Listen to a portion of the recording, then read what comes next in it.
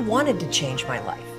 And I think most people that are miserable or that are really like dying to be great and dying to have more, we want to change. We want to live a better life. We want to create more for our families. We want to be happier. The desire is there.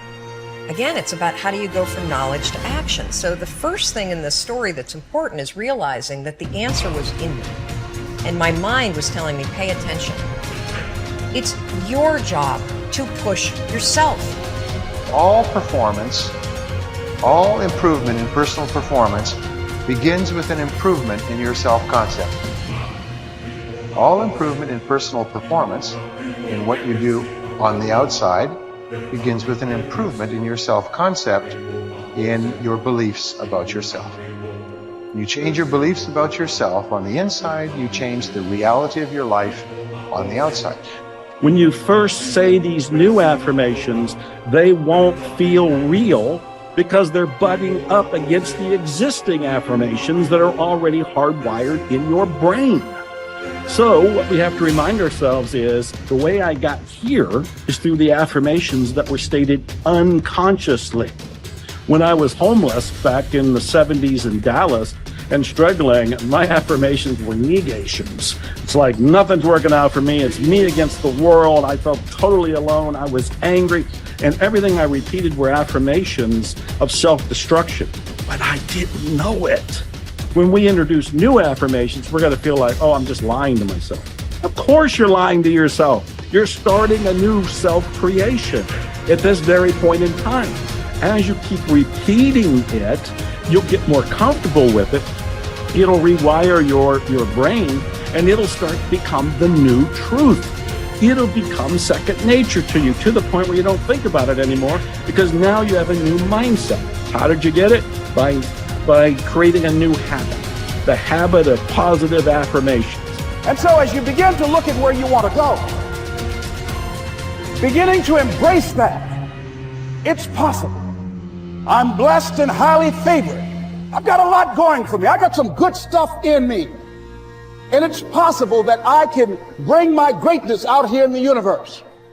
That I can do what I want to do. It's possible I can write my own book. I can have my own business. I can take the trip and travel around the world. It's possible. I can bounce back from adversity and reinvent my life. It's possible. Regardless of where I am, the things can get better for me. It's possible.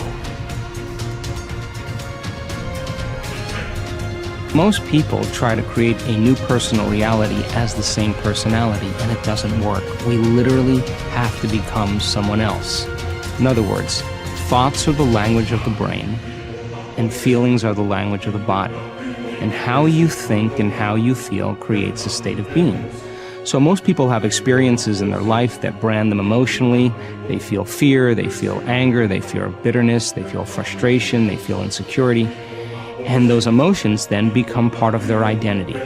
So once they think certain thoughts that turn on certain circuits in their brain that are equal to their insecurity, and then they feel insecure. The moment they feel insecure, they think more insecure thoughts, which makes more chemicals for them to feel insecure. And the repetition of that cycle over time conditions the body to subconsciously become the mind of insecurity. So then the person says, I am insecure. And whenever you say, I am anything, you're commanding your mind and body towards a destiny. So then most people's biology is, for the most part, their past.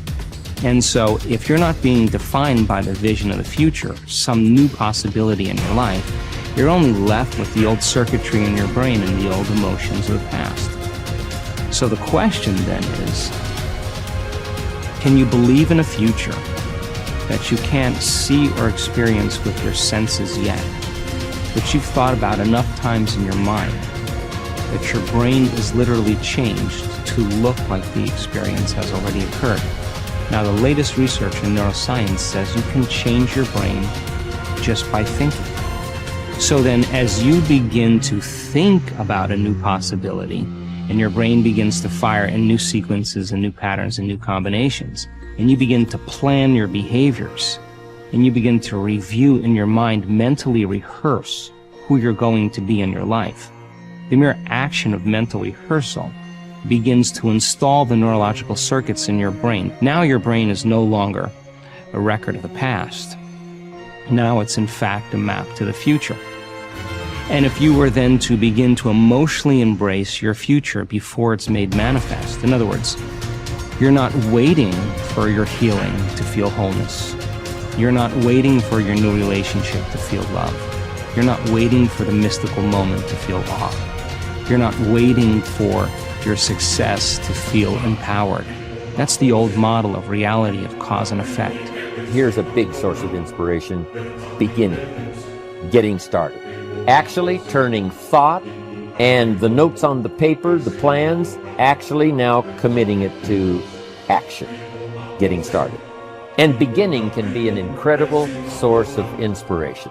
Guess what you can say when you begin a change in your diet? Guess what you can say? I'm on a new track. I have carved out for myself a new beginning. I'm on my way to the most incredible health. I will never be the same again. I'm leaving the old, undisciplined part of me. I'm leaving that behind. I'm a new person.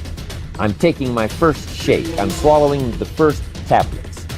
I made my first walk around the block that I'd thought about for so long and never did. I finally did it today. I've started. I have begun. That is an incredible source of inspiration. And that is to start, to begin. You cannot believe what can happen to your self-esteem. And many of you have already experienced it. I'm just asking you to begin something new in all the areas of your life. Maybe you've always thought about benevolence and you just haven't gotten started, or you haven't made the plans, or you haven't made the decision. I'm asking you to start taking that stuff now that's in your head, that imagination, which is very powerful, and it's a great source of inspiration in itself. But then I'm asking you then to decide, use that inspiration. Then I'm asking you to make plans, begin to make plans, use that inspiration. And then if you take that first step, it can be the first step of an incredible journey. Ralph Waldo Emerson believed that anyone who had put their heart and soul into their work and had done their very best could hold their head up high. Merely talking about it or only putting in a modicum of effort wasn't good enough in his mind. It was all or nothing. He believed that doing your best was an admirable quality, and that although you might not always be successful, knowing that you had done all you could was often all that mattered. At least you could look yourself in the eye. This ethos is central to many youth movements, such as the Scouts and Guides, and is a great philosophy of life in general. Indeed, doing your absolute best in everything you do is something that we should all aspire to, and it doesn't matter if it's at school, university, work, or home. If you think about it, doing your best is also central to self-reliance, because it allows you not only to test your capabilities, but also helps you to learn and therefore extend them. It's only when you are at the edge of your ability that you can really test your mettle and see just how much you can depend on yourself. Only ever working inside your comfort zone, or doing just enough to get by, may be easy but is rarely rewarding. And it never allows you to develop into a fully rounded person or realize your full potential. One thing we can take away from our time at school is the way in which we were appraised. Although achievement was important, so was effort, and it was this that measured just how much of our heart and soul we put into our studies. We may not always have got the grades we wanted, but it showed that we had tried.